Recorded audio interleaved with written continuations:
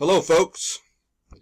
As many of you know, for the past year I have been documenting the condition of the skies here at the southwest corner of Washington, and that's near the mouth of the Columbia River. I'm right across the river from Astoria, actually, and so I can get out there and I can look at the skies from all around. It's a great place to document weather and sea conditions, and I've been doing that for about, the past year. I started on July 4th, so yeah, it's been about a year. Anyway, I kept making daily observations of the sky during the COVID outbreak. I never worried about it being, a threat to me, since I knew that the air coming off the ocean was full of ozone, and ozone kills germs, and it's very oxygenated. And, a virus cannot live in air for more than 5 minutes, and it can't live in sunlight for more than 30 seconds. That was actually announced at the White House by Donald Trump himself. I looked into it, and that's exactly correct. It's very, very hard to transmit a virus from one person to another. Very difficult. So I was never really worried. I just wasn't going to buy this umpteenth bioengineered, depopulation weapon. I've just seen it so many times. And yes, you hear a little bit of sarcasm there, because I've been through this with other ones, such as, and I'm sure you've heard these, such as West Nile virus, mad cow, swine flu, bird flu, Ebola, MARS, SARS, MERS, Spanish flu, H1N1, H7N9, etc., etc. They all failed, and I knew why they failed. Now that's a subject for a future video.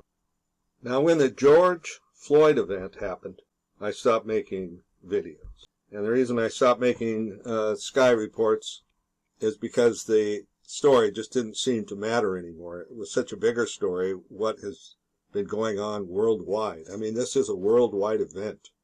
We've got demonstrations going on. France, Germany, Australia, England. It's really, and I'm just naming a few that I can think of right now. Honestly, how did it come to be that we would have all of these young people out in the streets, and they would be at the same time now out of work? So they've got all this time, and they're out in the streets. Now we give them something to protest about, and they've still got their masks on. We need to have a discussion about this. We're all out in the streets, and we've all got these masks on. Well, I shouldn't say all. Certainly not all. It's about half. People would defy social distancing orders and congregation limitations, yet they would almost to 100%, participation level choose to leave their masks on when they go out to these protests. I think we're being screwed over.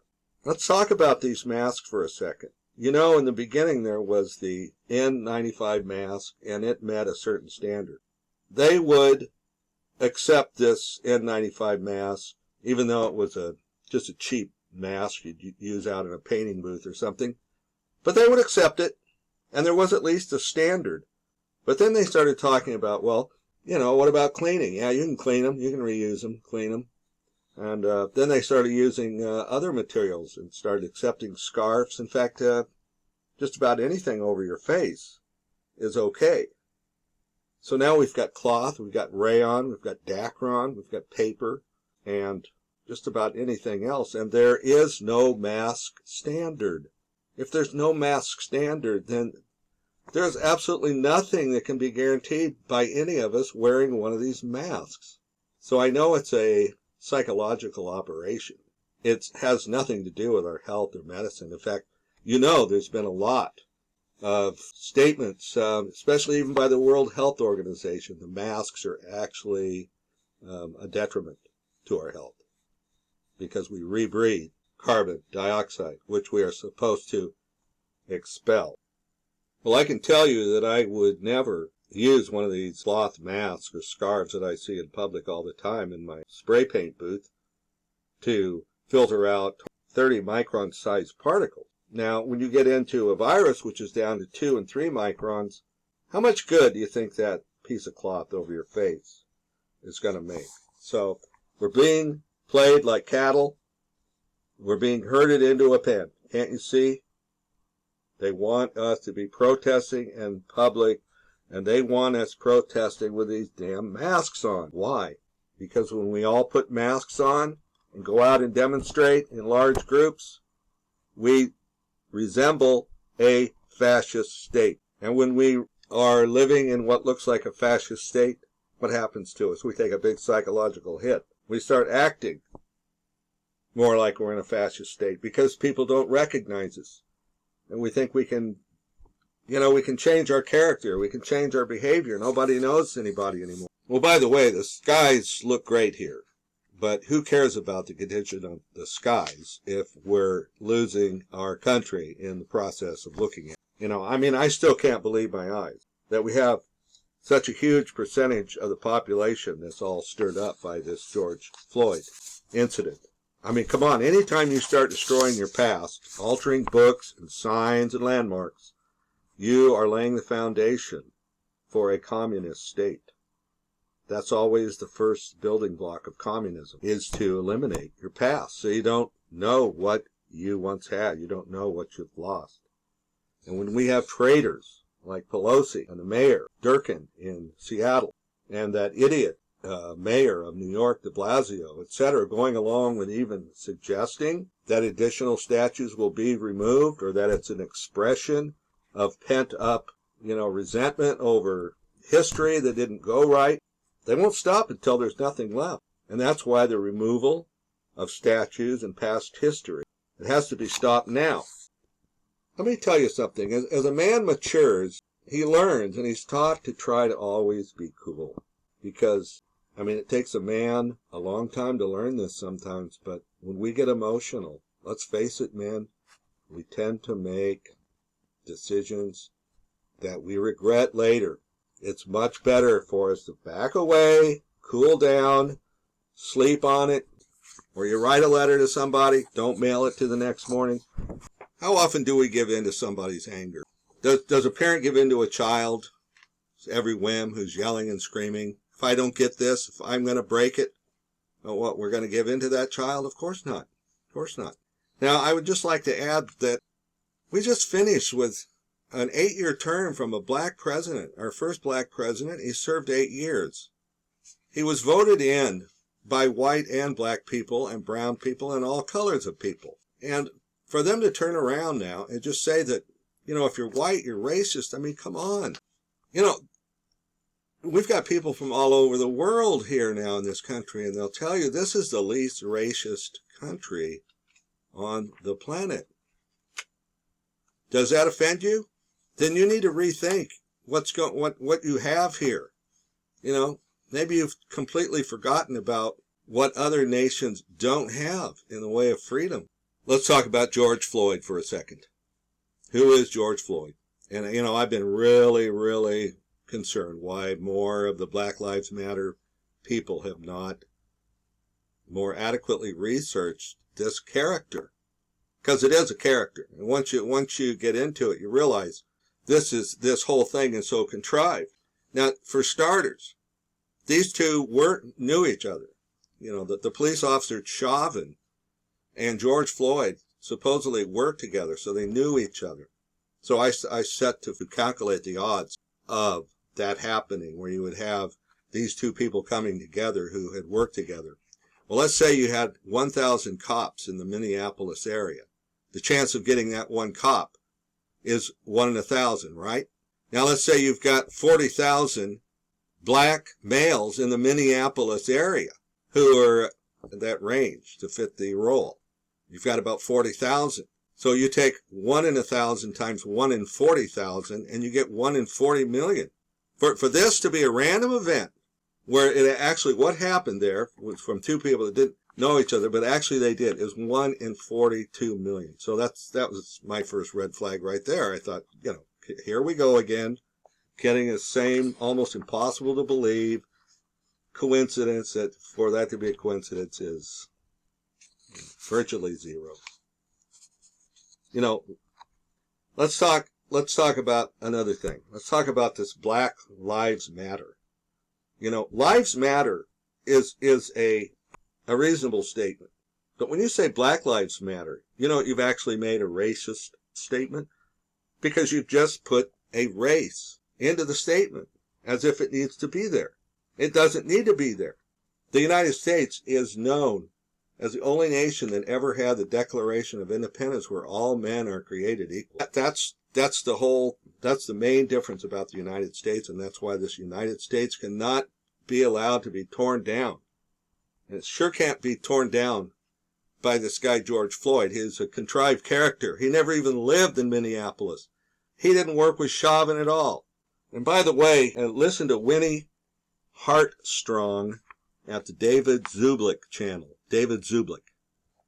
And listen to the interview with Winnie Hartstrong. She's black, woman, very intelligent. She has thoroughly researched George Floyd. And I can guarantee you we're being taken by the worst ride of our lives if we get behind this person and rally behind him as if he's some kind of a martyr or hero. And they are mocking black people. Who's they? The people that set this up. They're tearing you down. They're tearing down wonderful people like Booker T. Washington, who began colleges and uplifted the black people by 5 decades by what he did during his life. Or you have people like William Harvey Carney, the first black soldier to receive the Congressional Medal of Honor. And he volunteered during the Civil War, and he was a free black man at the time. He was free. He had been able to pay for his freedom. And he joined the all-volunteer army, and he ended up carrying the flag directly at a garrison full of Confederate muskets. Got wounded 3 times, continued carrying the flag, never let it touch the ground, wouldn't turn it over to another company because he wanted his black company to get credit for holding the flag, and they did, and he got awarded the Congressional Medal of Honor. Now that's a hero. That's somebody that we could all get behind, but not George Floyd. Okay, so they paraded around this Floyd character to 3 different funerals, 17 memorials. In the meantime, our churches are locked up. People aren't going to church. They're not hearing their pastors who would normally be telling them, Jesus Christ died for our sins. He made it clear that all those who believe would have eternal life if they just believed. And that was everyone. It didn't matter if you were the lowest peon, and that when they said something, they meant it. So you see, that's another reason why I know we're being played. You know, they've got us out in the street with masks on. We're not in church hearing our pastors tell us to love thy neighbor as thyself. We're forgetting all about God. And we're being set up. This is a very evil psychological plan that is being carried out against us. We need to counteract it. And we can counteract it by being hip to it. It's just that simple. And let me tell you something else I found very odd with this. You know, this mask wearing thing started by observing this Antifa group that was there with the masks on all the time, that looked like they had leprosy, or they were the Ku Klux Klan reinvented in black or something. I mean, these were very sinister looking guys. And now we're all wearing masks. Well, we've sort of all taken on the Antifa look. I don't like that. I know I'm being played again. We've come a long way. It's time to wake up, people.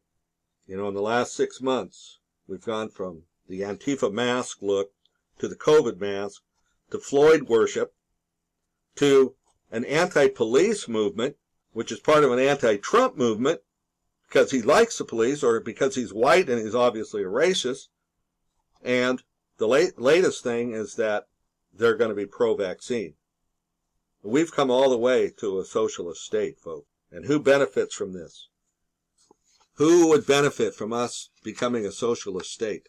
How about an enemy who wants to bring us down? And they want to bring us down without firing a shot. They want to bring us down from within because it's a lot easier and cheaper. It might take longer. And there is, in fact, such an operation that went into effect in 1955, and it's all documented by William Cooper in his book, Behold a Pale Horse. He found a copy of their manual that was silent weapons for quiet wars, and it went into operation in 1955, and since that time they've been destroying us, attempting to destroy us from within. I mean, they've gone after the family concept, they've gone after our schools, they've put us into endless wars where we just can't seem to do things right anymore. So where does that leave us? It leaves us divided like I've never seen before. Now, in one group, brought together, mostly through ignorance, we've got people that are wearing a mask and people that aren't wearing a mask. Folks, I'm going to stop here for now. I've got the second part recorded, but I can see that it's going to make for too long of a video. So I hope you'll come back to part 2, and I thank you very much for your listening this far, and God bless you all.